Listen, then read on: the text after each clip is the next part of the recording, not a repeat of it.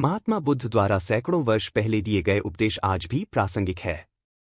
तो आइए आज पढ़ते हैं महात्मा बुद्ध के जीवन से जुड़ी एक बड़ी ही प्रेरक और दिलचस्प कहानी, जिसमें उन्होंने बताया है कि आदमी की तुलना कैसे करें।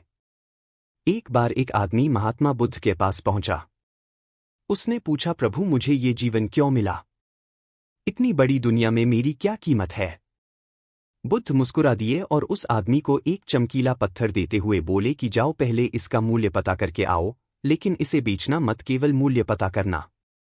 वो आदमी सबसे पहले उस पत्थर को लेकर एक आमवाले के पास गया और उसे पत्थर दिखाते हुए बोला, इसकी कीमत क्या होगी? आमवाला पत्थर को देखते ही समझ गया कि ये कोई बेशकीमती पत्थर लगता है।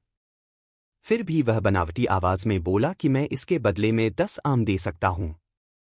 आदमी वहां से चला गया और एक सब्जी वाले का पास पहुंचा, जिसने कहा कि मैं इसके बदले एक बोरी आलू दे सकता हूं।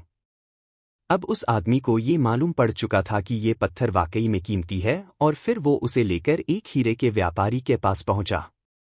व्यापारी पत्थर को देखकर अचंभित रह गया। उसने कहा कि मैं तुम्हें इसके बदले 10 लाख रुपए दे सकता हूं।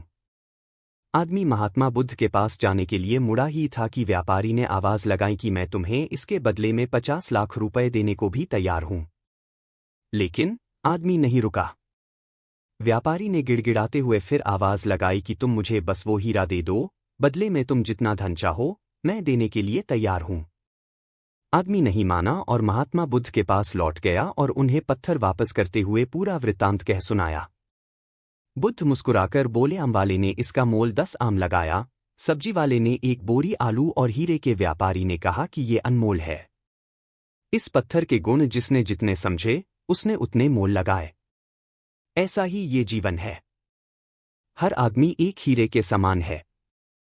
दुनिया उसके गुणों को जितना पहचान पाती है उतनी ही महत्ता देती है।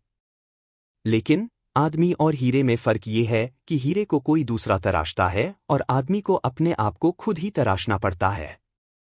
तुम भी अपने भीतर के गुणों को तराशो, तुम्हें पहचानने वाला भी कोई न कोई मिल ही जाएगा। महात्मा बुद्ध की इस प्रेरक कहानी से हमें ये सीख मिलती है कि इंसान को उसके गुणों के आधार पर महत्व दिया जाता है।